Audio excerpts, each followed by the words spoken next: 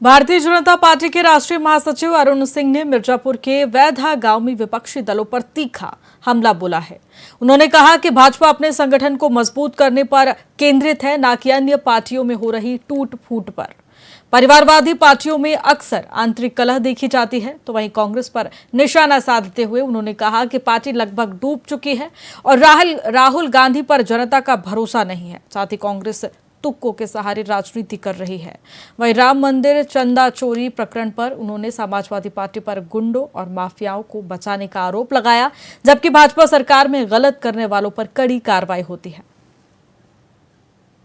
वो अंग्रेजों के समय के थे, उसको बदल करके छत्रपति शिवाजी महाराज का किया गया, रेस कोर्स का नाम बदल करके, तो ऐसे करके राष्ट्रीय प्रथम मंत्री एक है और बाकी ये जो काम हुए हैं जो 70 साल में नहीं हुए वह काम हुए। ये लीफलेट भी है, लोगों को देने का काम हो रहा है, क्योंकि लोग स्वाभाविक रूप से भूल जाते हैं कि 5 साल 10 साल पहले क्या हुआ, तो बताने का काम हो रहा है।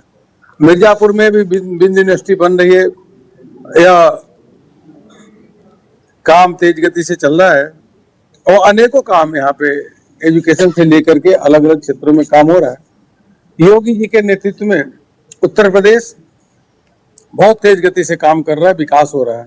आज ही मैं अपने गांव लोगों से पूछा कि निष्पक्ष होकर बताओ भाई क्या स्थिति है, तो गांव के आसपास लोग आए थे। मैं सामान्य लोगों से पूछ रहा था, नेताओं से नहीं, सामान्य लोगों से पूछ रहा था तो स्थिति क्या है। तो उन्होंने कहा भाई साहब कोई दूसरी पार्टी टक्कर में है ही नहीं, न समाजवादी पार्टी है न बहुजन समाजवादी पार्टी।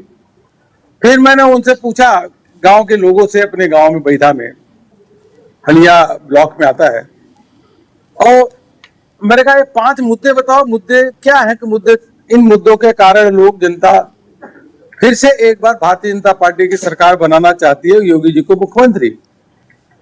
उन्होंने कहा सबसे बड़ा मुद्दा यह है कि कानून व्यवस्था बहुत बढ़िया भाई साहब, कोई दबंग हमको परेशान नहीं कर सकता, और गलती से भी कहीं पता चल जाए तो उसमें तुरंत कार्रवाई होती है। तो कानून व्यवस्था का जो उन्होंने बताया कि बहुत अच्छी है, ऐसी हम कल्पना नहीं कर सकते। तो एक लॉ एंड ऑर्डर का इशू बताया, बहुत बढ़िया है कानून व्यवस्था।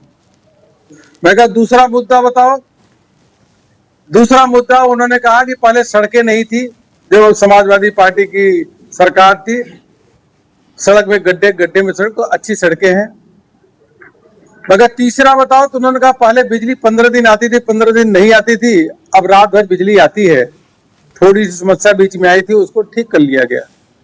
तो ये सब, और प्रधानमंत्री आवास योजना से लेकर के जो उद्धव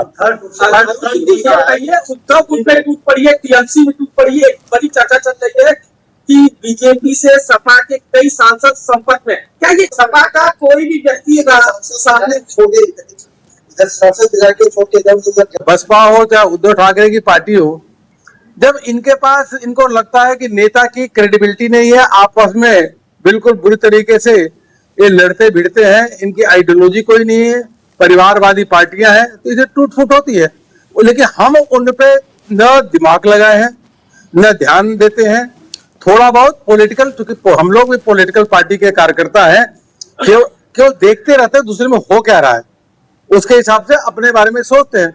लेकिन हम लोग अपनी ही पार्टी भारतीय जनता पार्टी का विस्तार कैसे हो, मोदी जी के नेतृत्व में गरीबों का कल्याण कैसे हो, योगी जी जो काम किए वो अभी नीचे तक कैसे पहुंचे, इस पे ध्यान लगाते हैं। धन्यवाद। जिनको इतिहास के पन्ने में स्वर्णिम अक्षर से लिखा गया है,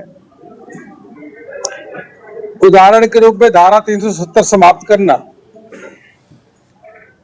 भव्य और दिव्य राम मंदिर का निर्माण होना, और बद्रीनाथ केदारनाथ का सौंदर्यीकरण से लेकर के हमारा काशी विश्वनाथ कॉरिडोर, काशी विश्वनाथ का दिव्यता भव्यता के साथ वहां पे जो कार्य हुआ है अद्भुत।